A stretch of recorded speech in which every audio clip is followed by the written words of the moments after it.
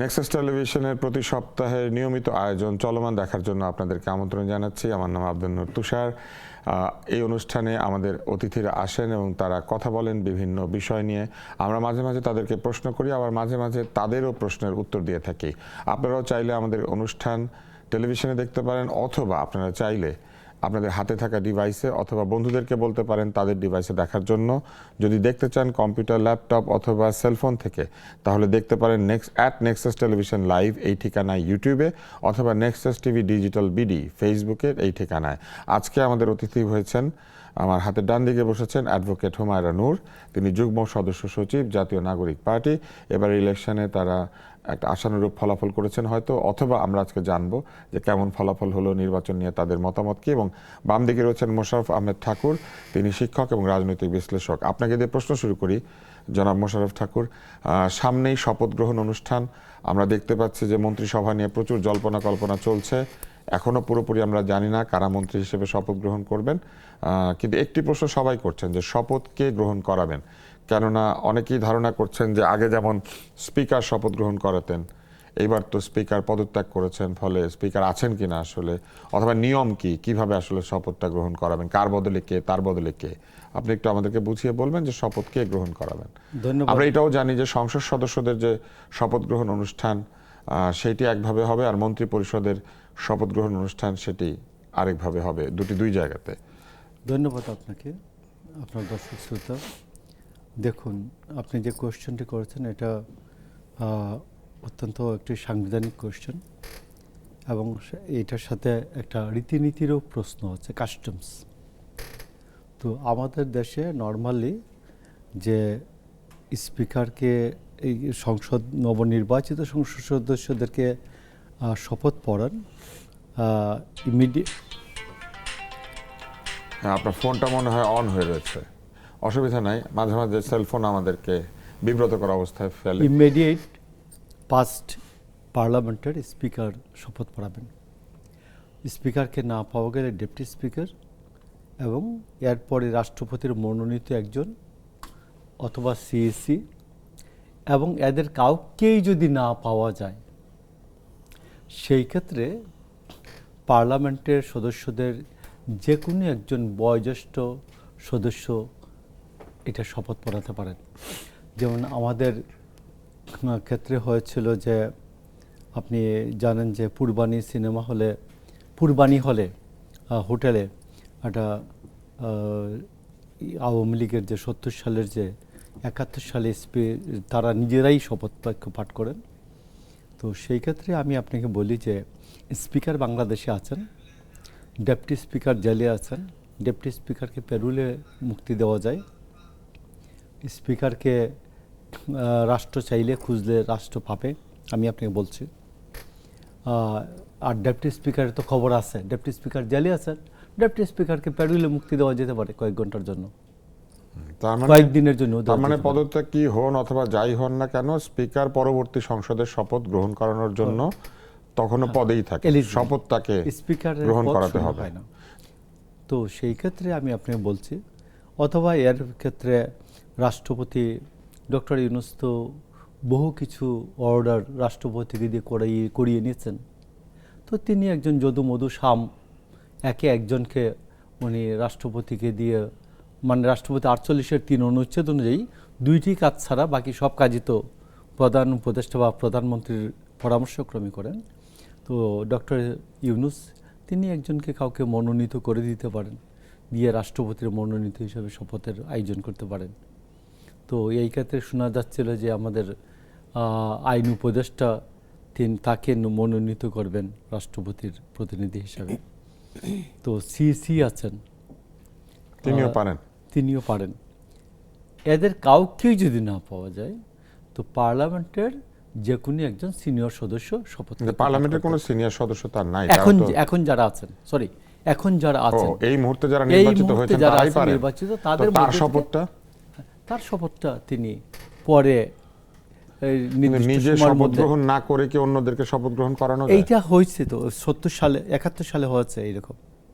আচ্ছা, কিন্তু 71 সালে তো তখন আসলে একটি অন্যরকম পরিস্থিতি ছিল, এবং আসলে তো ওইটা এক ধরনের বিদ্রোহী পরিস্থিতি ছিল, আইন কানুন মানা হয়নি। এখনো এইরকম তো বিদ্রোহী পরিস্থিতি তো আছে। কিন্তু আপনি যেটা বলেছেন তারা তো আছেনই, ডেপুটি স্পিকার আছেন, স্পিকার আছেন, রাষ্ট্রপতি আছেন, আমি সিইসি আপনাকে বলি আছেন, যে অনেকেই আছেন। তাহলে তো ওই পর্যায়ে যাওয়া পর্যন্ত স্পিকার দরকার আছেন, নেই। বাংলাদেশে স্পিকার আছেন, অ্যাভেলেবল। হ্যাঁ, আর এরা যেহেতু আছেন, speaker, deputy speaker, president, CEC সকলেই তো আছেন, এবং তাহলে আজকে এরা থাকতে তো আর দরকার নেই। এমনকি আইন উপদেষ্টাও তো আছে। আজকে আমাদের রিজওয়ানা হাসান বলেছেন যে তিনি বলেছেন যে স্পিকার কোথায় আছেন তারা জানেন না, তিনি বলেছেন আর কি। কিন্তু স্পিকার একজন দায়িত্বশীল নারী, হ্যাঁ। তাকে আহ্বান করলে নিশ্চয়ই তিনি চলে আসবেন। এক্স্যাক্টলি, আমার কথা হচ্ছে তিনি দায়িত্বশীল নারী হিসাবে তিনি তাকে আহ্বান করলে তিনি রাষ্ট্রের প্রয়োজনে, জাতির প্রয়োজনে, ন্যাশনাল নেসেসিটিতে তিনি তো অবশ্যই আসবেন। ওনারা এত কিছু আছে জানেন, শুধু স্পিকার কোথায় আছে জানেন না কেন? এটা কি আপনার মনে হয় ইচ্ছাকৃত? এটা ইচ্ছাকৃত, জানেন না। আচ্ছা, আমি হুমায়রা নূর আপনার কাছে আসতে চাই। আমরা দেখেছি যে এই নির্বাচনের পর তারেক রহমান নাহিদ ইসলামের বাসায় গিয়েছেন একটু আগে, আমরা টেলিভিশনে দেখেছি। আমরা দেখলাম যে সেখানে অন্যান্য নেতারা উপস্থিত আছেন। আক্তারকে দেখেছি আমরা, তারপরে সার্জিসকে দেখেছি আমরা, আরও কয়েকজন হয়তো ছিলেন, আমি সবাইকে লক্ষ্য করতে পারি নাই। কোনো নারী সদস্যের উপস্থিতি নাই। আপনার কি মনে হয় যে আপনি আমাদের টকশোতে চলে আসলেন বলে ওইখানে যেতে পারলেন না? ধন্যবাদ আপনাকে। আজকে আমাদের যারা দেখছেন এবং এটাও মজার ব্যাপার, তারেক রহমানের সাথেও কোনো নারী যান নাই, ওই রুমটার মধ্যে সব পুরুষ। আজকে আমাদের যারা দেখছেন সবাইকে সালাম এবং শুভেচ্ছা জানিয়ে শুরু করছি। আপনি অত্যন্ত গুরুত্বপূর্ণ একটা প্রশ্ন তুলেছেন। বাংলাদেশে রাজনীতিতে নারীদের অবস্থান দিতে কে কতটা অ্যাকোমোডেটিভ, এইটা আসলে জামাত ইসলামের মিটিংয়েও কোনো নারী দেখি নাই, এনসিপি মিটিংয়েও কোনো নারী দেখি নাই। আমি ধরে নিচ্ছি আপনি আমাদের এখানে চলে এসেছেন, না হলে তো আপনি থাকতেন। এটা তো আমি তো রাজনীতি করার শুরুতে শুধু রংপুর থেকে সার্জিস এসে পড়েছে। সার্জিস গত রাতে ঢাকায় এসছে। তো এই মুহূর্তে এই পরিস্থিতিতে জনাব তারেক রহমানেরও সফরসঙ্গী কোনো নারী হন নাই।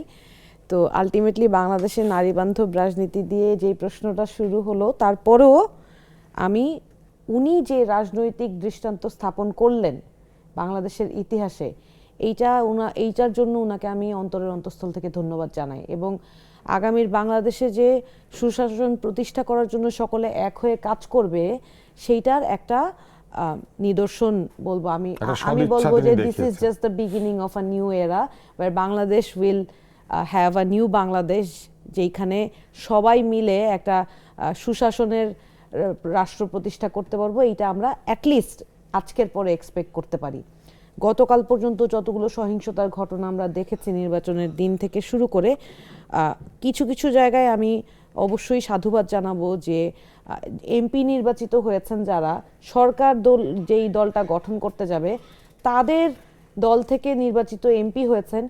তারপরেও উনি দেখলাম যে কয়েকটা জায়গায় ওনারা নিজ দলের সহিংসতা সৃষ্টিকারী কর্মীদের নামে মামলা করে পুলিশের হাতে সোপর্দ করেছেন।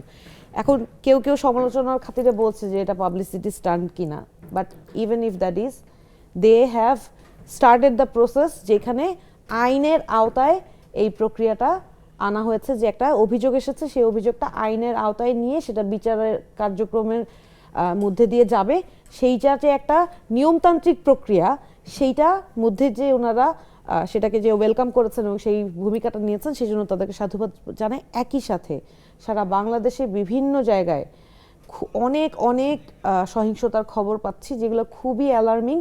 আমি স্পষ্ট করে বলতে পারি, আজকে যেই তারেক রহমান নিজ পায়ে হেঁটে ওনার বিরোধী দুইজন প্রার্থীর, সরকারের বিরোধী দলের দুইজন নেতার বাসায় গিয়েছেন, বাসায় যাওয়া মানে কি ভ্রাতৃত্ব প্রদর্শন করা, তাই না?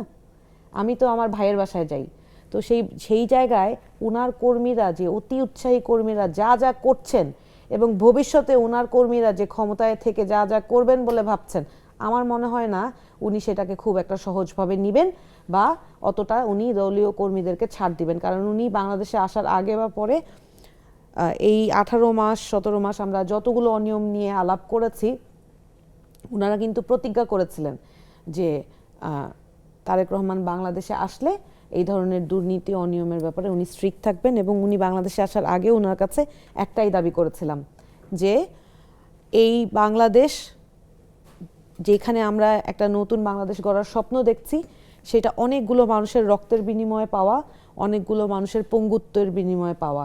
সেই বিষয়ে তো তিনি এবং- তার অবস্থান বলেছেন যে তিনি এই বিষয়কে Absolutely. মূল্যায়িত করবেন এবং এই Absolutely. বিষয়কে তিনি গুরুত্বের সাথে এবং দেখেন। এবং এবং দীর্ঘ 17 বছর উনার না, শুধু অন্যান্য রাজনৈতিক নেতাকর্মীদের যেই সংগ্রাম, সেটাকে উনি অ্যাকনলেজ করেছেন, এই জন্য ওনাকে ধন্যবাদ। তো So, অনেকগুলি উনি- ধন্যবাদ উনি পেলেন, অবশ্যই, কিন্তু এবং একটা উনি অভিযোগ যেটা আছে। বলেছেন সেটার কথাটা যেটা বলছিলাম যে উনারা জিরো টলারেন্স দেখাবেন, এবং উনার কাছে উনি বাংলাদেশে আসার আগেও এটাই দাবি ছিল।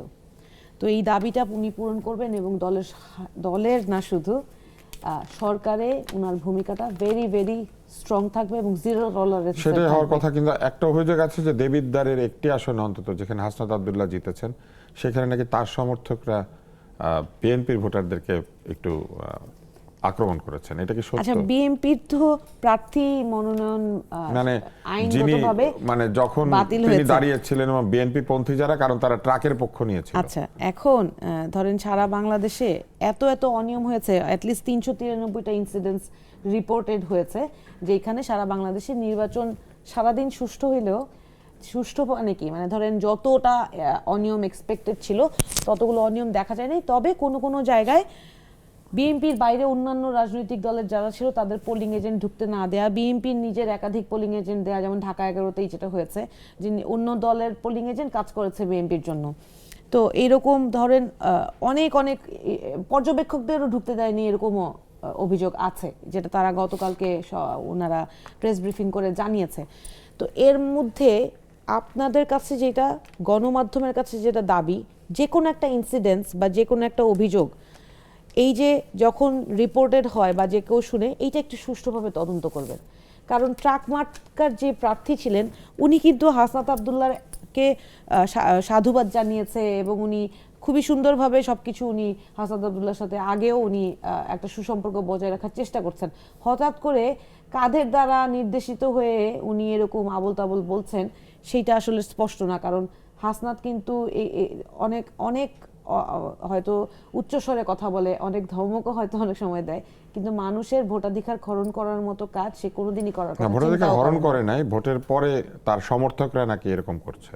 না, এই ঘটনাটা আমার ধারণা কেউ নিজেই বিশৃঙ্খলা ঘটিয়ে এইটার অভিযোগ দেওয়ার চেষ্টা করছে।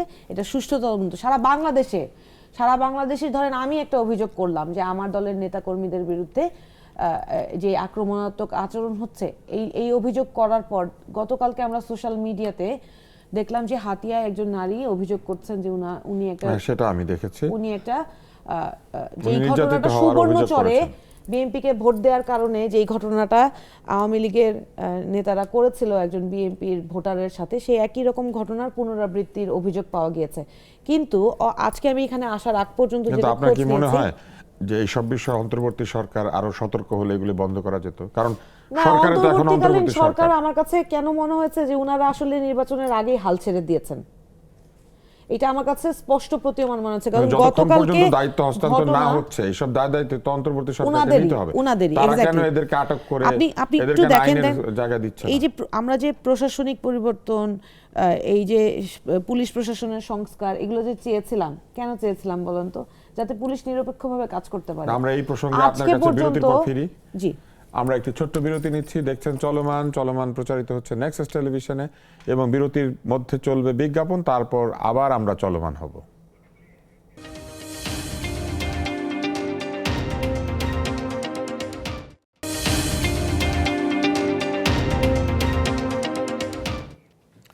বিরতির পর ফিরে এলাম চলমান নিয়ে। নেক্সাস টেলিভিশনের পর্দায় চলছিল বিজ্ঞাপন, কিন্তু আমাদের বেশি আগ্রহ হচ্ছে গল্প, আড্ডা এবং আলোচনায়। আমরা প্রশ্ন করতে চাই মোশাররফ ঠাকুর আপনাকে। আমরা দেখছি যে রাজশাহী ৫ পুঠিয়া দুর্গাপুর আসনের বিএনপির বিদ্রোহী প্রার্থীর এক সমর্থককে মারধর করেছে বিএনপি সমর্থকরাই। মানে তারা বলেছে, তার নাম হাসান হাবিব, তারা বলেছে যে বিদ্রোহী প্রার্থী ইসফা খায়রুল হকের ঘোড়া প্রতীকের পক্ষে কাজ করার কারণে তাকে একটু প্রহার করেছে তারা, এবং তিনি নিজে অভিযোগ করেছেন তিনি রাজশাহী মেডিকেল কলেজে ভর্তি হয়েছেন। আপনার কি মনে হয় যে কোনো কোনো জায়গাতে বিএনপির সমর্থকরা অতি উৎসাহে এই ধরনের কাণ্ড কারখানা করছেন? তারা প্রতিপক্ষকে কিংবা যারা বিদ্রোহী হয়েছে তাদেরকে একটু শিক্ষা দেওয়ার চেষ্টা করেছেন? ধন্যবাদ আপনাকে। প্রান্তিক লেভেলে এমন কিছু ঘটে, আমরা যেভাবে শুনতে পাই আসলে বিষয়টা এরকম না।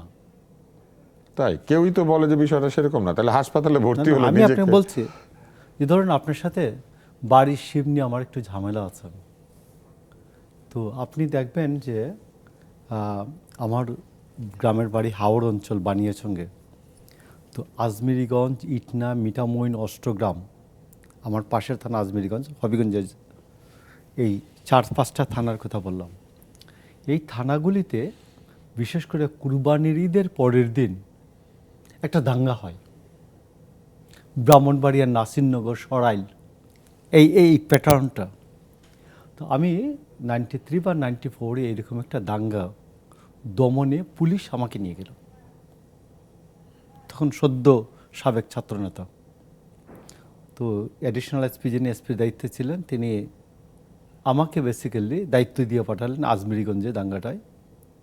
তো আমরা গিয়ে পৌঁছাতে পৌঁছাতে সন্ধ্যার পার হয়ে গেল, এবং পরের দিন আমরা নির্মম হাতে, একদল বিএনপি সমর্থিত, আরেক দল আওয়ামী লীগ সমর্থিত, তা আমরা খুব কঠোর হাতে দমন করলাম দুই পক্ষকে। আপনি কোন পক্ষে ছিলেন? আমি কোনো পক্ষে গেলে দাঙ্গাটা দমনই হইতো না, বুঝছেন? তো একজন অ্যাডিশনাল এএসপি ছিলেন, ওই প্রমোট এএসপি, উনি সরকারি দল নিতে চায় 94, 93। তো আমি বললাম যে কোনো দলের পক্ষ নিলে যদি প্রতীয়মান হয়, সত্য না হলেও, তাইলে কিন্তু দাঙ্গাটা দমন হবে না, এটা থাকবে।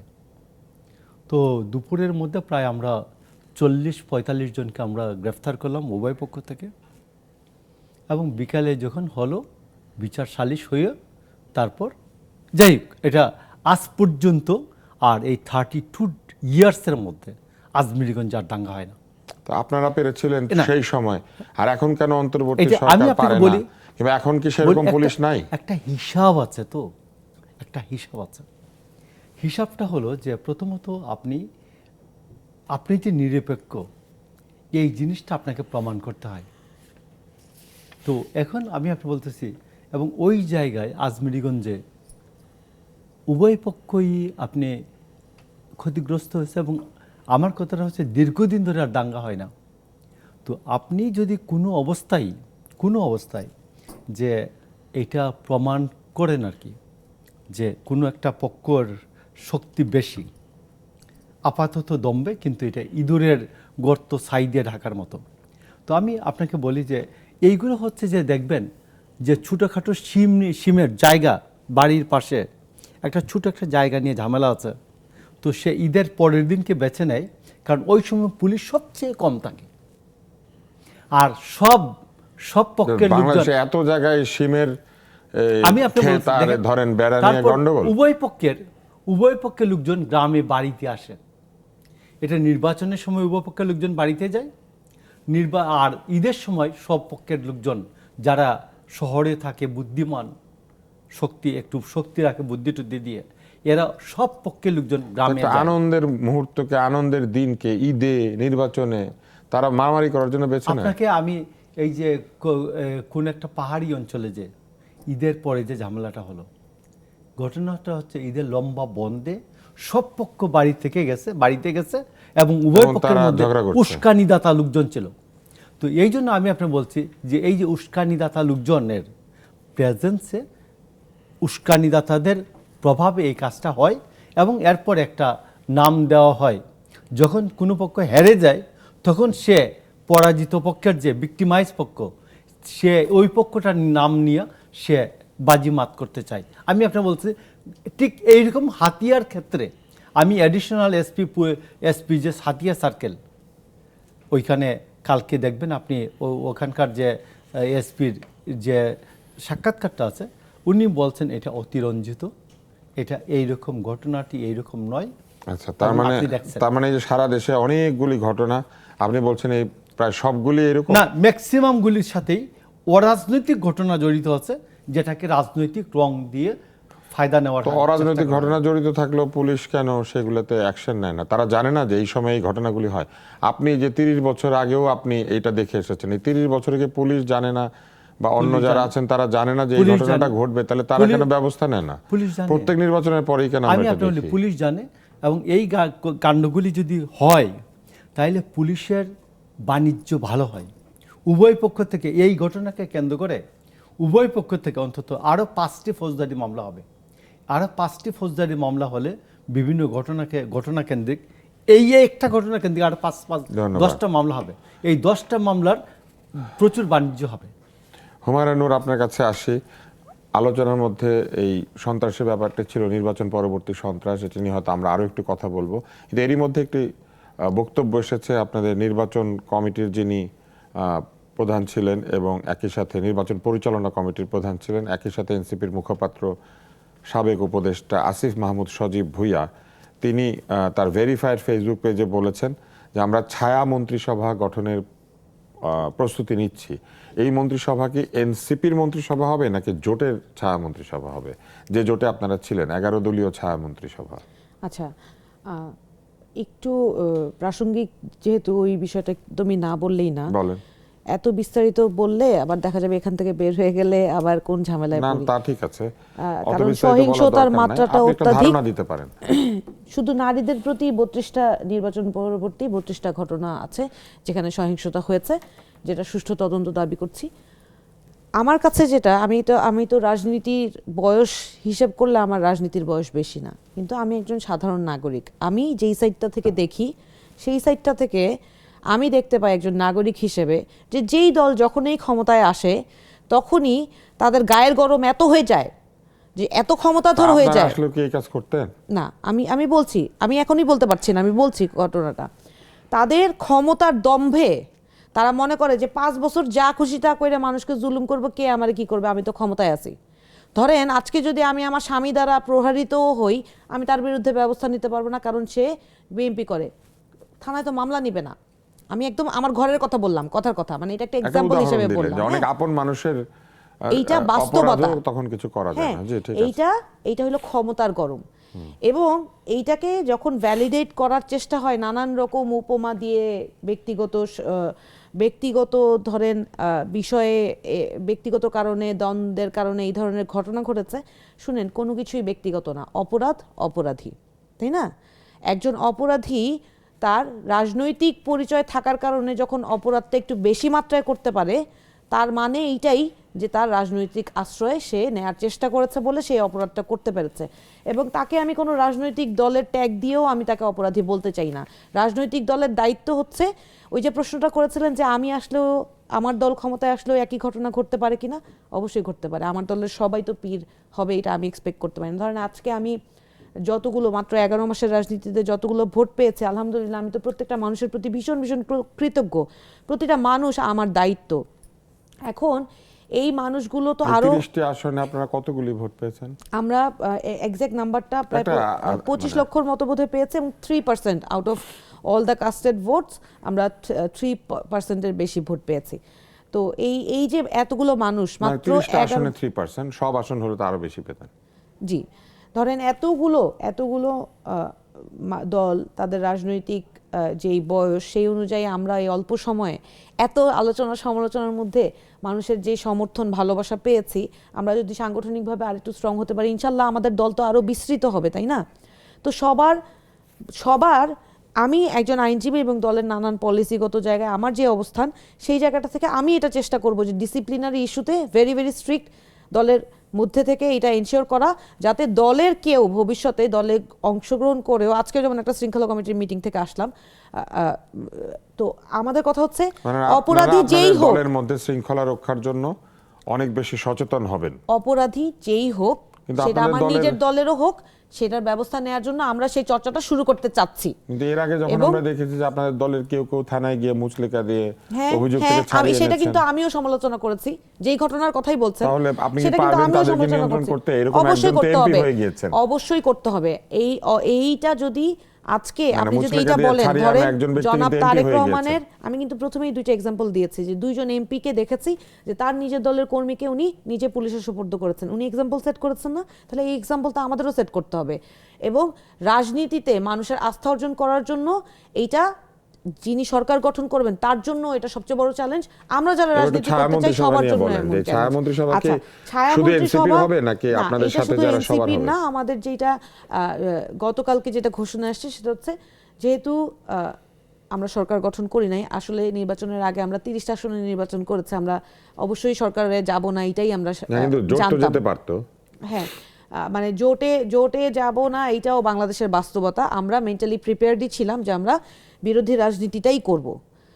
তো যখন বিরোধী রাজনীতিটা করব তখন তো আমাদেরকে এই বাংলাদেশের মানুষের অধিকার আদায়ের লড়াইটা চালিয়ে যেতে হবে, এবং প্রত্যেকটা সরকারি কাঠামোকে চ্যালেঞ্জ, ভুলের জায়গায় চ্যালেঞ্জ করতে হবে, ভালো যেইটা উদ্যোগ সেখানে সহযোগিতা করতে হবে। তাহলে এটা ছায়া আমাদের সিদ্ধান্ত। মন্ত্রিসভা আমরা কবে জানতে পারবো? এইটা 11 দলীয় জোট থেকে এই সিদ্ধান্তটা হয়েছে যে আমরা আগামীর যে সংগ্রাম 5 বছর অন্তত সেইটা হয়তো একসাথেই করার সিদ্ধান্ত। যদিও রাজনীতি এনসিপি স্বতন্ত্র রাজনীতি, এনসিপির যেই রাজনৈতিক মতাদর্শ অনুযায়ী সেটা এনসিপি করবে, কিন্তু রাজনৈতিক সংগ্রাম, সরকার বিরোধী সংগ্রাম বলেন বা অধিকার, জনগণের অধিকার আমরা আদায়ের বুঝতে সংগ্রামটা, পারছি যে আপনারা সেটা যেটাকে নির্বাচনী জোট জোট- বলেছিলেন এটা নির্বাচনী জোট থাকছে না, এটা এখন একটা রাজনৈতিক জোটে পরিণত এরকম হচ্ছে। না, নির্বাচনী এখন জোটের তো নির্বাচন পরবর্তীতেও নাই, এরকম তো সরকার জোট তাহলে বিরোধী। টিকছে কেন? হ্যাঁ, এই প্রশ্নটা আমারও আছে দলের কাছে। হয়তো এত ব্যস্ততার মধ্যে 2-1 দিনের মধ্যে হয়তো আমরাও একটা মিটিং, ইন্টারনাল মিটিং হলে, যেহেতু আমরা গণতান্ত্রিক প্রক্রিয়ায় সওয়াল জবাবের যে প্রক্রিয়াটা সেটা অব্যাহত রাখি, সেই উত্তর হয়তো আমরাও পাবো। তবে বাংলাদেশে সুশাসন প্রতিষ্ঠার জন্য চেক এন্ড ব্যালেন্স জরুরি। এখন আমাদেরকে একটু বলেন যে কবে নাগাদ আমরা ছায়া মন্ত্রিসভার প্রধানমন্ত্রী এইটা আলোচনা হবে। ওই যে বললাম নাম আমাদের জানতে পারবো? একটা মিটিং তো হবে, ইন্টারনাল মিটিং। ধরেন আমরা কোনো সিদ্ধান্তই একেবারে এককভাবে আমাদের একেবারে টপ 10 নেয় এরকম না। কিন্তু এই মন্ত্রিসভাও কি বাংলাদেশের মানে আসল মন্ত্রিসভা যেভাবে পরিচালিত হয় আপনারা কি প্রায় সেইভাবেই পরিচালনা করবেন? অর্থাৎ আপনাদের একজন মন্ত্রী পরিষদ ছায়া সচিব থাকবে, আপনাদের মন্ত্রী পরিষদের মিটিং করার জন্য একটা স্থান থাকবে, প্রধানমন্ত্রী যেমন প্রতি সপ্তাহে মিটিং করেন বা প্রতি মাসে মিটিং করেন, ঠিক করে নেন, আপনারাও এইভাবে মিটিং করবেন? সম্পূর্ণ যেই প্ল্যানটা বা যেই বক্তব্যটা, সেটার মূল উদ্দেশ্যটাই হচ্ছে এক গভর্নমেন্টের প্রত্যেকটা মিনিস্ট্রিকে চেক অ্যান্ড ব্যালেন্সে রাখা। যখন আপনার মিনিস্ট্রি একটা কাজ বা সিদ্ধান্ত নিবে, সেইটা ছায়া মন্ত্রণালয়ে যদি অন্য দল গঠন করে, বিরোধী দলগুলো, তাহলে তারা সেটা স্ক্রুটিনাইজ করার একটা সুযোগ পাবে। এর বিস্তারিত আলাপটা আমরা একেবারে যেই কাঠামোগত যে তখন জানাবেন। কিন্তু আমার মনে একটা কৌতূহল আছে, কৌতূহলটা হচ্ছে যে এই ছায়া মন্ত্রিসভাকে যারা সংসদে নির্বাচিত হয়েছেন তাদের মধ্যে থেকে হবে, নাকি যারা অনির্বাচিত আছেন তারাও এই মন্ত্রিসভার মধ্যে চলে আসতে পারে? আপনি সাজেস্ট করেন না, আপনার সাজেশনও তো না, মানে গুরুত্বপূর্ণ। অনেকে হয়তো নির্বাচনে দাঁড়ানি নাই, তো এখন যারা দাঁড়ানি নাই অথবা ধরেন যারা নির্বাচিত হন নাই, তাদের মধ্যে থেকেও আসবে ছায়া মন্ত্রিসভায়, নাকি শুধু যারা সংসদে আছেন সেইখান থেকে আপনারা ছায়া মন্ত্রিসভাটা তৈরি করবেন? আজকে আমি আপনার কাছ থেকে সাজেশন চাইলাম যে আপনি কি মনে করেন যে গুরুত্বপূর্ণ না, আমি তো জানতে চাইতে পারি, সাজেশন আপনাকে আমি পরে দিব। যেহেতু একেবারেই মাত্রই সিদ্ধান্তটা হয়েছে, আমি ওই যেটা বললাম যে আমরা গণতান্ত্রিক মানে আরো প্রক্রিয়ার জানতে সিদ্ধান্ত পারবো নিয়ে আমরা। আমাদের সাধারণ সভা হবে, আমরা সিদ্ধান্ত আলাপ আলোচনা করে তারপরে জোটের সাথে তারপরে আলোচনা আমরা হয়ে আরো সেই জানবো। সিদ্ধান্তটা জানানো হবে। মোশাররফ ঠাকুর, আমরা বিরতিতে যাওয়ার আগে আপনার কাছে প্রশ্নটা করতে চাই যে ছায়া মন্ত্রিসভা গঠনের উদ্যোগ, এটাকে আপনি কিভাবে দেখছেন? এটা তো একটি মূলত যেসব দেশে অনেক দিন ধরে গণতন্ত্র থাকে অথবা এক ধরনের ইউরোপীয় পার্লামেন্টারি সিস্টেমের যে এটিকেট, তারা এটা করে থাকেন। আপনি কি মনে করেন আমাদের এইখানে ছায়া মন্ত্রিসভার ব্যাপারটি কার্যকর হবে? মানে সত্যি কি এই ছায়া মন্ত্রিসভা এক ধরনের চাপ তৈরি করতে পারবে আসল মন্ত্রীদের উপরে? একমাত্র ডেমোক্রেটিক রাষ্ট্রগুলির মধ্যে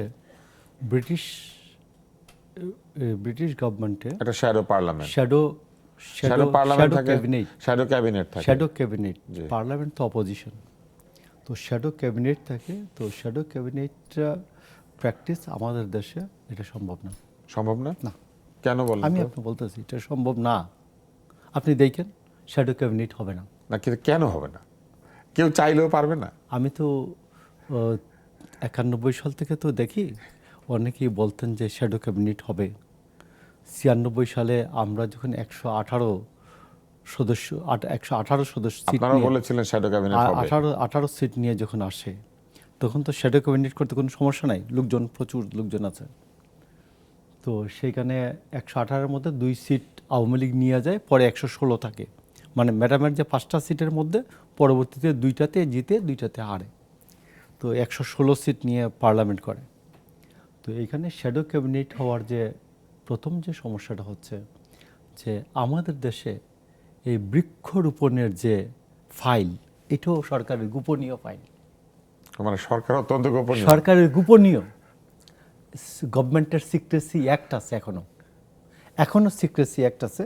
আপনি যদি কোনো কাগজ এইভাবে দেখিয়ে বলেন এইটা হচ্ছে সরকারের কাগজ, তাহলে এটা বেআইনি। সত্য, ঘটনা সত্য, হ্যাঁ, কিন্তু এটা কিন্তু বেআইনি, আপনি দেখানো যাবে না। সিক্রেসি অ্যাক্ট অনুযায়ী আপনার বিরুদ্ধে মামলা হতে পারে। আপনার রোজিনার মামলার কথা মনে আছে? প্রথম হ্যাঁ আলো, হ্যাঁ হ্যাঁ, প্রথম আলো সাংবাদিক সিক্রেসি রোজিনা। অ্যাক্ট, উনি আসলে কিছু বলার আগে শুধু দেখেছিলেন, সেই জন্যই মামলা হয়ে গেছে। এই জন্য সিক্রেসি অ্যাক্ট। তো সিক্রেসি অ্যাক্ট বাতিল হয় নাই এবং সিক্রেসি অ্যাক্ট বাতিল হবে না। আগামী 5 বছর সিক্রেসি অ্যাক্ট বাতিল আপনারা হবে বাতিল না। করবেন না? আমি বাতিল করবো কেন? আমার চুলকাইছে। না, কিন্তু এটা এক ধরনের স্বচ্ছতা কি কারণে? নির্ধারণ করে না যে আমি তো- সকল ফাইল গোপনীয়, কিছু ফাইল তো ওপেন থাকবে। আমি তো ভাই উত্তরাধিকার সূত্রে পেয়ে আসছি তো এটা তো ব্রিটিশ সুযোগটা। এই আইনটা কিন্তু ব্রিটিশদের করা। সুযোগটা পেয়ে আসছি। এটা কিন্তু ব্রিটিশদের আইন, যদি ঔপনিবেশিক এটা- আইন। যদি এটা ব্যাপকভাবে জনপ্রিয় একটা দাবি হয় তাইলে আমি এটা মানবো। তো ধরেন এই যে এনসিপি এবং অন্য যারা বিরোধী আছেন তারা তো জনপ্রিয় করতে পারেনি দাবিটাকে, যে দাবিটা আমরা করুক। সরকারের কার্যক্রম জানতে চাই। দাবিটা করুক। এই শ্যাডো ক্যাবিনেটই তো করবে এই দাবি। আমি আসি। তো শ্যাডো ক্যাবিনেট পরিচালনা করার জন্য আপনাকে প্রচুর ইনফরমেশন লাগবে। ও, সেই ইনফরমেশন পাওয়া যায় না। ওই মিনিস্ট্রির যে ফাইলের যে বিভিন্ন ইনফরমেশন, এই ইনফরমেশনগুলো লাগবে। তো এই ইনফরমেশনগুলো সিক্রেসি অ্যাক্ট দ্বারা বাড়িত। এই ইনফরমেশনগুলো লিক করা সিক্রেসি অ্যাক্ট দ্বারা বাড়িত। তো ফর দ্যাট রিজন শ্যাডো ক্যাবিনেটের প্রথমত আমি দৃশ্যমান ঘটনাটা বললাম, অদৃশ্যমান ঘটনা হচ্ছে ইন্টারনাল। তো শ্যাডো ক্যাবিনেট করতে গেলে তো তখন এমনি তো সবাই সন্তুষ্ট পাশ করে, তো তখন অন্যান্য লোকজন যারা আছে পার্লামেন্ট অপোজিশনে, ওরা বলে আমি কেন শ্যাডো ক্যাবিনেট মেম্বার না, ও, আমি কেন শ্যাডো ক্যাবিনেট মেম্বার না। তো অপোজিশনে একটা নতুন ঝামেলা তৈরি করতে যাবেন কেন লিডার অফ দ্য অপোজিশন। তো সেই ক্ষেত্রে এইসব মিলিয়ে শেষ মানে পর্যন্ত যারা মন্ত্রী না তারাও একটা ছায়া মন্ত্রিসভার মধ্যে এসে ওই ছায়া মন্ত্রী না হতে পারলেও কষ্ট পায়। ছায়ামন্ত্রী হইলে তো বিষয় আছে যে আমি যাব গিয়ে বলবো যে আমার এই ফাইলের ইনফরমেশনটা দেন। ও, তো মন্ত্রী সাহেব তাকে একটু তেলাইতে বাধ্য হবেন, তো সে একটু বেশি গুরুত্ব পাবে না অন্যদের থেকে। মানে তো আমি আপনি বলছি মানে মনে মনে একটা মন্ত্রী ভাবার যে ব্যাপার, এটার মধ্যে একটা আনন্দ আছে। এই যে না সুবিধা প্রাপ্তির বিষয়, তাহলে আমি আবার আপনার কাছে সুবিধা আসবো। প্রাপ্তির আমরা বিষয় বিরতির আছে। পর না, আপনার কাছে আসবো। এই অসন্তুষ্টি না, সুবিধা প্রাপ্তির বিষয় বিদ্যমান। আচ্ছা, আমরা বিরতির পর আপনার কাছে আসি। আমরা একটি বিরতি নিচ্ছি। আমরা একটা আনন্দময় আলাপের মধ্যে আছি যে ছায়ামন্ত্রী সভা হয় নাই, কিন্তু এটা হবে না, সেটাও আমরা একজন আলোচক বলেছেন। আবার এইটাও বলেছেন যে এই ছায়ামন্ত্রী হওয়ার জন্যও নাকি মানুষ খুব আগ্রহী থাকে। তো দেখা যাক, আমরা এখন চলমান অনুষ্ঠানের ছায়ার মধ্যে আছি এবং চলমান অনুষ্ঠানের ছায়ার পরে চলুন একটু বিজ্ঞাপনের ছায়া দেখে আবার ফেরত আসি।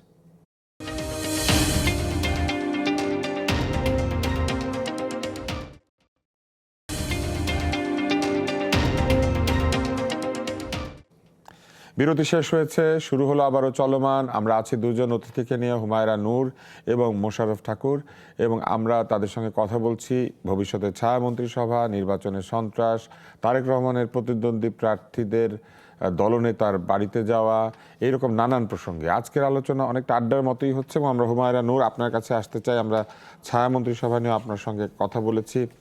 একটা বিষয় আমরা লক্ষ্য করেছি যে নাসিরউদ্দিন পাটোয়ারি তিনি কিন্তু একটা অভিযোগ করেছেন, বলেছেন যে তার ভোটটা পুনঃগণনা করা উচিত এবং শপথ থেকে যেন বিরত থাকে নির্বাচন কমিশন। এই তারই দাবির সঙ্গে কি আপনারাও একমত পোষণ করেন? শপথ থেকে বিরত থেকে আগেই আসনের মীমাংসা হওয়া দরকার, নাকি শপথ হয়ে যাবে তারপরে মীমাংসা হতে পারে?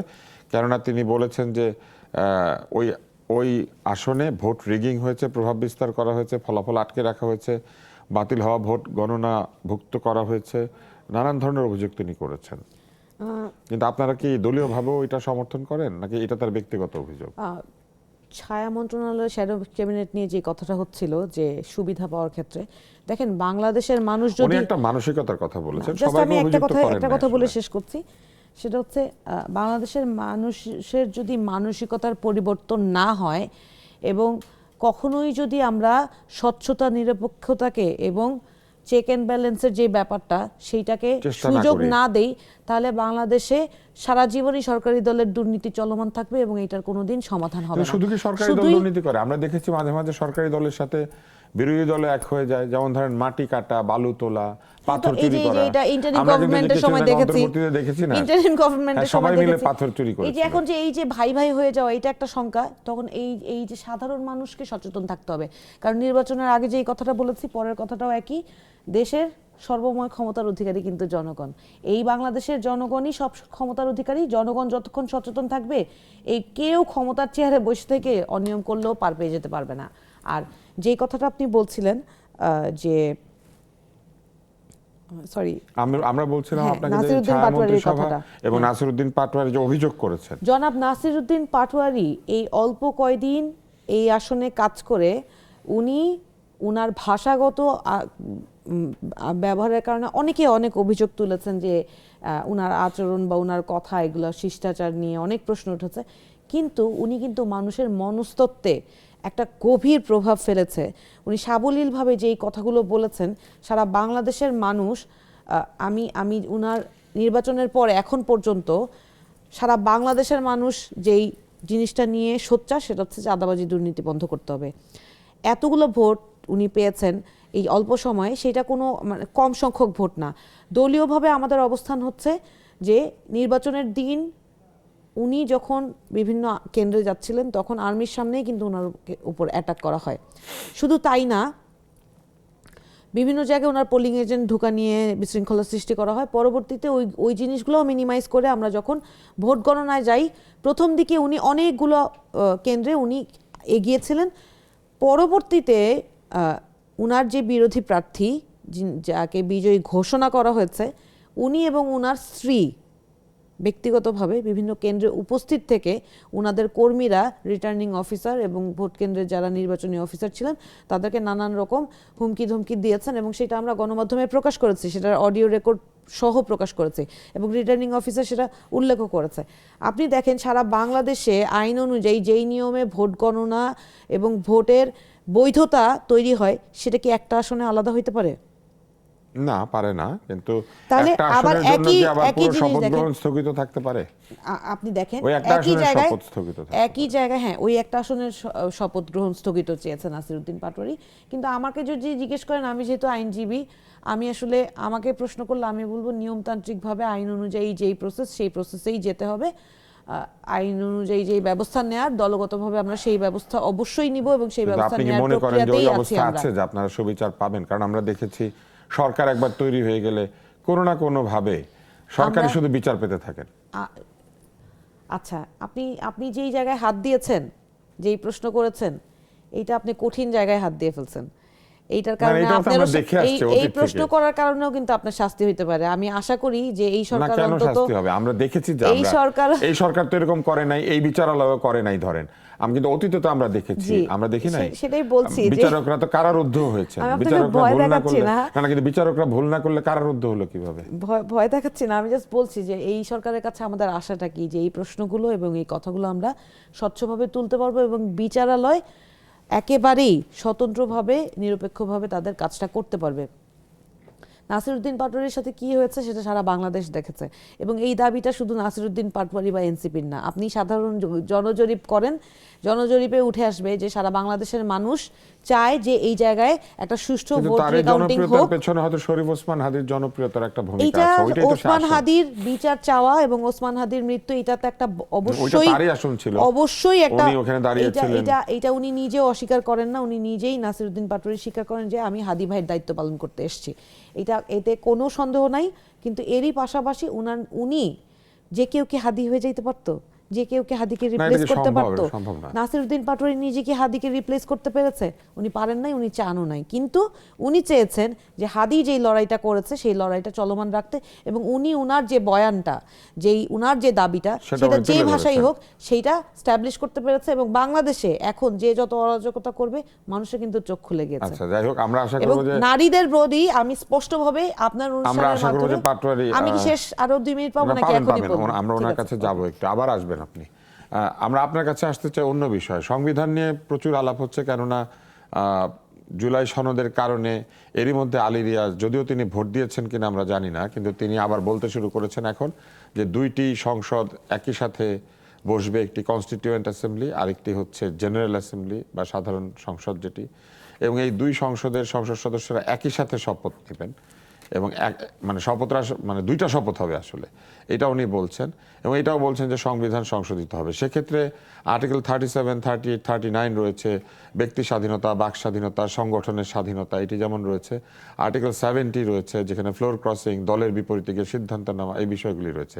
আপনার কি মনে হয় এই ধারাগুলির ভবিষ্যৎ কি, বা এই ধারাগুলি কতটুকু সমুন্নত থাকবে? আপনার এই জায়গায় আসার আগে একটু অন্য একটা বিষয় টাচ করে আসি। সেটা হলো যে আপনি এই আস্থা বাংলাদেশের লোকজন আমাকে অনেকেই আমার সাথে এই সূত্রে পলিটিক্স, রাজনীতি দীর্ঘ সময় আমাদের প্রচুর আমার হাতের তৈরি করা নেতৃত্ব এমপি ইলেকশন করেছেন, এমপি হয়েছেন। তো তারা বলছিল যে ভাই একটা বিনোদন শেষ হয়ে গেল, সেটা কি? যদি ঢাকা 8 আসনের নির্বাচনটা আরও কিছুদিন পরে হতো, তাহলে আমার নির্বাচনের পরে আমার নির্বাচনের কারণে আমি বিনোদনটা ভাই ঠিক মতো নিতে পারছি না। যে হ্যাঁ, ওইখানে প্রচুর আমরা লড়াই দেখেছি। না, কারণ একদিকে ধরেন ইলেকশনের অনেক কম পরিণত একজন তরুণ, আরেকদিকে অনেক পরিণত একজন বয়স্ক ব্যক্তি। 296টা আসনের নির্বাচনটা হইয়া ভাই আর এই একটা আসন থাকতো তাইলে আমরা সবাই কিন্তু এখনো তো শেষ হয় না। টেলিভিশনের সামনে বৈশা এখনো কিন্তু অভিযোগটা রয়ে গিয়েছে, ফলে আপনি আবার দেখতে পারবেন। এই বিনোদনটা ভাই নিতে পারতাম, গেল একটা। তো বাংলাদেশের মানুষের বিনোদনের খোরাক কোনটা বিনোদন, কোনটা রিয়েল লড়াই, এটা বাংলাদেশের মানুষ বুঝতে পারে। কিন্তু একটু আমাকে নাসিরুদ্দিন যদি সংবিধানের ব্যাপারটা বলতেন। নাসিরুদ্দিন পাটোয়ারিটা টোটালি অ্যাবসুলেটলি এটা একটা পলিটিক্যাল অ্যামিউজমেন্ট। না, সেটা হোক, অসুবিধা কি? না, তাতে তো কোনো অসুবিধা নাই। না, তাতে তো কোনো অসুবিধা নাই। নাম্বার 2 হচ্ছে এন্টারটেইনমেন্টও তো দরকার আছে, তাতে কোনো অসুবিধা না। সে তো একেবারেই তরুণ, তার পক্ষে তো নানান রকম ভুল করা বা তো আমি আপনাকে আরেকটা একটু নিয়মের বাইরে যাওয়া ছোট হয়ে বিষয় যেতে পারে।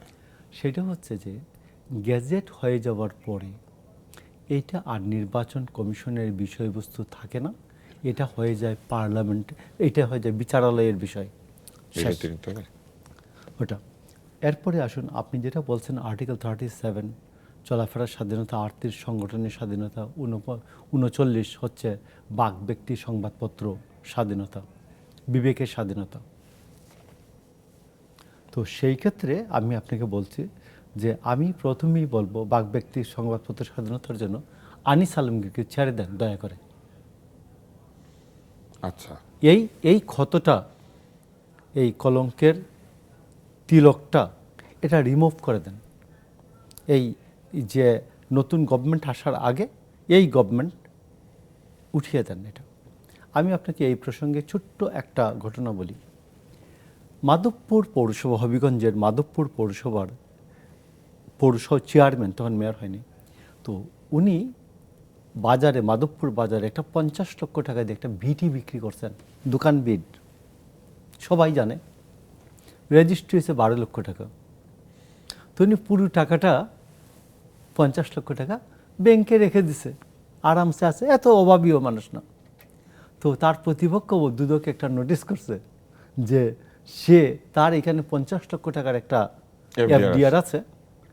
এফডিআর আছে, এটা তার দুর্নীতিলব্ধ টাকা। এখন দুদকের অনুসন্ধানের সময় তার প্রতি যার জমিটা কিনছে সে আইসা বলছে যে আমি 50 লক্ষ টাকা দিয়ে জমি কিনছি। এখন অনুসন্ধানের সময়, ইনভেস্টিগেশনের সময় সে আর স্বীকার করে না, এবং ওই লোক বহু বছর ঘুরতে দেখছে এটা তার দুর্নীতিলব্ধ টাকা না, এটা হচ্ছে সত্য। তো আমি আপনাকে বলছি যে আমাদের আইন অঙ্গনে এমন অনেক কিছু দেখা যায় যাহা সত্য কিন্তু আইনে তাহা বৈধ না বা সত্য না। আমরা আপনার কাছে ফিরে আসবো, একটা ছোট্ট বিরতি নিতেই হচ্ছে, কেননা আমি আনিস আলমগীরের বক্তব্যটা বলছি। আনিস আলমগীরের নামে যে মামলাটি আছে, এই মামলাটি আইনের দৃষ্টিতে হয়তো বৈধ, সঠিক না, কিন্তু উনাকে ছেড়ে দেন, ছেড়ে দিয়ে নিজেরা কলঙ্ক মুক্ত হন। আমি এই সরকারকে বলবো, ডক্টর ইউনূস সরকারকে বলবো। ধন্যবাদ মোশাররফ ঠাকুর আপনাকে। আমিও মনে করি, আমরা অনেকেই মনে করি যে বিচারের মতো চলতে পারে, কিন্তু জামিনবিহীনভাবে কাউকে আটক করে রাখা যে অপরাধের কারণে আসলে সেই অর্থে সরাসরি কোনো ক্রিমিনাল অফেন্স না, এইসবের কারণে কাউকে আটকে রাখাটা আসলে যুক্তিসঙ্গত নয়। আমরা আপনাদেরকে অনেকক্ষণ ধরে আটকে রেখেছি, বিজ্ঞাপন বিরতিতে যেতে দিচ্ছি না। বিজ্ঞাপন বিরতির পর আবার ফিরে আসছি চলমান নিয়ে।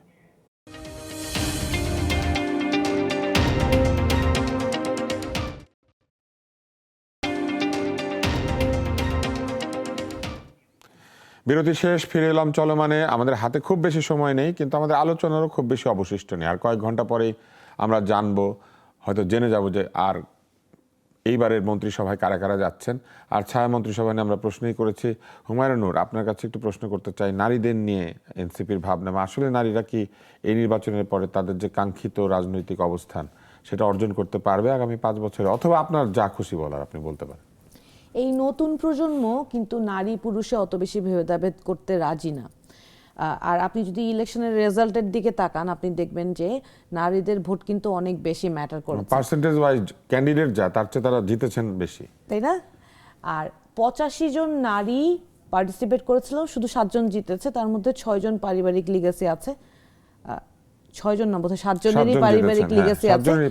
হ্যাঁ, তো এই যে রাজনৈতিক দলগুলো এখন ভাবার সময় এসেছে যে নারীদের কিভাবে তারা রাজনীতিতে অ্যাকোমোডেট করবে এবং কিভাবে তাদের জন্য রাজনীতির মাঠটা তৈরি করে দিবে। আমরা যে 100 আসনে সরাসরি নির্বাচন চেয়েছিলাম সংরক্ষিত আসনের জন্য, নারী ভার্সেস নারীর জন্য, সেইটা যেহেতু জুলাই সনদে আছে এবং মানুষ সেটাতে গণভোটে হ্যাঁ দিয়ে জয়যুক্ত করেছে, সেটা বাস্তবায়ন করবে এই একটা আশা। আর দ্বিতীয় একটা জিনিস আমি খুব স্পষ্ট করে আপনার এই অনুষ্ঠানের মাধ্যমে বলে যেতে চাই, বিভিন্ন সময় নারীদের বিষয়ে বিভিন্ন মানুষকে বিভিন্ন জায়গায় অনেক বেশি অসম্মানজনক এবং অসঙ্গতিপূর্ণ আলোচনা আমরা দেখেছি। বাংলাদেশে হয় অন্তত রাজনৈতিক আশ্রয়ে প্রশ্রয়ে এই কাজ যাতে আর কেউ করার দুঃসাহস, নারীর প্রতি অসদাচরণ। হ্যাঁ, আমি আপনাকে বলে দিচ্ছি, আমরা উদাহরণ দিব না, বলছি না, আমি বলছি জনাব তারেক রহমানের একমাত্র সন্তান একটি মেয়ে। আমি একজন মা হিসেবে বলছি যে জনাব তারেক রহমান, উনি একটি মেয়ের বাবা হিসাবে উনার উপর সবচেয়ে বড় দায়িত্ব আমি একজন মা হিসাবে দিয়ে যাচ্ছি এবং দাবি করে যাচ্ছি যে বাংলাদেশে কোনো মা, কোনো বোন, কোনো মেয়ে যাতে কোনোভাবে কোনো অবস্থাতেই অপদস্থ না হয়। এই 5 বছরে আমি জনাব তারেক রহমানের উনার যে প্ল্যানস, উনি তো বলেছেন উনার প্ল্যানসের মধ্যে আমি চাই উনি 1 নাম্বার প্ল্যান রাখুক যে নারীর প্রতি সহিংসতা এবং অসদাচরণ উনি 0 টলারেন্সের সাথে কন্ট্রোল করবেন। ধন্যবাদ। এটা আসলে বাংলাদেশের সকল নারীরই চাওয়া, শিশুদেরও চাওয়া। নারী, শিশু, দুর্বল যারা আমাদের দেশে, তারা কিন্তু আসলে আইনের কাছে খুবই দুর্বল হয়ে থাকে না। অনেক সময় দেখা যায় যে আইন তাদের যথাযথ প্রতিরক্ষাও দিতে পারে না। সবলদের অত্যাচারে দেখা যায় যে দুর্বল আসলে বাংলাদেশে টেকে না। জনাব মোশাররফ ঠাকুর, আপনার কাছে আসতে চাই, এই যে সামনে মন্ত্রিসভা হচ্ছে বা এই যে আমরা দেখতে পাচ্ছি একটা নতুন রাজনীতির সূচনার কথা লোকে ভাবছেন, এই যে আমরা দেখলাম যে তারেক রহমান তার প্রতিনিধিদের বাড়িতে গিয়েছেন, যেখানে একসময় কেউ কারো মুখ দেখাতে কি করতেন, একটা রাজনীতি তৈরি হয়েছিল বাংলাদেশে। তো আপনি আপনার শেষ একটা ক্লোজিং রিমার্ক আপনি দেন যে আমরা আগামী 5 বছর কি পেতে যাচ্ছি। ধন্যবাদ আপনাকে। দেখুন, বাংলাদেশে এই ইনকিলাব জিন্দাবাদ, এটা 1930 সালের একটা স্লোগান। মানে কংগ্রেস বলতো বন্দে মাতরম আর মুসলিম লীগ বলতো নারায়ে তাকবীর। এই দুইটার মাঝখানে একটা শব্দ আনলো কমিউনিস্ট পার্টি, সেটা হলো ইনকিলাব জিন্দাবাদ। আমার সিডো, মানে নারীর অধিকারের উপর সিডো কনভেনশন, যেটা 79, এই 79-এ অনুস্বাক্ষরকারী দেশ প্রথম 10টার মধ্যে একটা 1980 সালে প্রথমেই সিডো বাংলাদেশ স্বাক্ষর করে। তো ফর দ্যাট রিজন বাংলাদেশের নারী এবং শিশু অধিকার আইন যেটা আছে, বা নারী শিশু বিশেষ আইন 2000 এবং 2003 সংশোধিত, পৃথিবীর আর কোথাও এরকম নাই। তো আমি আপনাকে বলছি যে এইগুলো তো আছে আমাদের দেশে বিদ্যমান যে আইন আছে, এইগুলোর জাস্ট একটু প্রয়োগ হইলেই, এবং একসময় আপনার মনে আছে যে অ্যাসিড সন্ত্রাস ছিল, মেয়েদের কঠোর অবস্থান এবং সমাজের সচেতনতার কারণে সেটি অনেক কমে গেছে, অলমোস্ট নাই। তো আমি আপনাকে বলছি যে এইগুলো নিয়ে ঠিক আছে, এগুলি আলোচনা তো আসতেই পারে, নতুন আলোচনা আসতে পারে, বাট এগুলো নতুন না, অনেক আগেই সংশোধিত হচ্ছে। তো সেই ক্ষেত্রে আমার ক্লোজিং রিমার্কস হচ্ছে আজকে আমি বলবো যে বিএনপি হচ্ছে একটা মূল্যবোধের রাজনীতির দল মূল্যবোধের রাজনীতি করে, ভ্যালু বেসড পলিটিক্সটা করে, এবং ভ্যালু বেসড পলিটিক্সের সুরক্ষার স্থান বিএনপি। আর সব শেষে আমি হাওড় অঞ্চলে বলবো যে ঘাটে লাগাইয়া ডিঙ্গা পান খাইয়া যাও বন্ধু, ঘাটে লাগাইয়া ডিঙ্গা পান খাইয়া যাও। রাজনীতির ক্ষেত্রে এই নতুন সূত্রপাত হোক, নতুন সূত্রপাত ধন্যবাদ, হোক। ধন্যবাদ। এবং এই যে লাগাইয়া শব্দটি, না, ঠিক ঘাটে আছে। লাগাইয়া ডিঙ্গা, হ্যাঁ, পান এ খাইয়া যাও। পান খাইয়া যাও। তো এটা একটা সুন্দর হ্যাঁ, শব্দ, ধান শব্দ। লাগা, হ্যাঁ। ধান লাগা, আপনি দেখছেন তাহিরপুরে হ্যাঁ। ধান লাগা, লাগা, আপনি দেখেন এই যে হ্যাঁ, হ্যাঁ, ধান নিশ্চয়ই, লাগা। নিশ্চয়ই। তো আমরা এই এখান যে- থেকে আসি, এই যে শব্দটি আমরা এইখান আমি থেকে- মনে করি এখান যে থেকে আমরা আসি। সর্বশেষে ঘাটে লাগাইয়া ডিঙ্গা পান খাইয়া যাও বন্ধু। হ্যাঁ, ধন্যবাদ, ধন্যবাদ। এটিকে চমৎকার আহ্বান। তিনি আসলে বলেছেন যে সমস্ত রাজনীতিবিদের আহ্বান এরকমই হওয়া উচিত, একে অন্যের বাড়িতে পান খাওয়ার দাওয়াত পাবে এবং তারা বন্ধুর মতো একজন আরেকজনের সঙ্গে আচরণ করবে। আজকের চলমান এইখানে আমরা শেষ করছি, আগামী চলমান দেখার আমন্ত্রণ জানাচ্ছি। আশা করছি চলমান আপনাদের সামনে নতুন নতুন অতিথিদের নিয়ে এসে নতুন ধরনের প্রশ্নের সূচনা করবে এবং আমাদের মনে নতুন চিন্তার সূচনার মাধ্যমে কেবল মনকে পরিবর্তন এবং আগামীকে পরিবর্তন সম্ভব। সকলকে আজকের মতো শুভেচ্ছা। আগামীকাল আবার ফিরে আসবো নেক্সাসের পর্দায়, আশা করছি।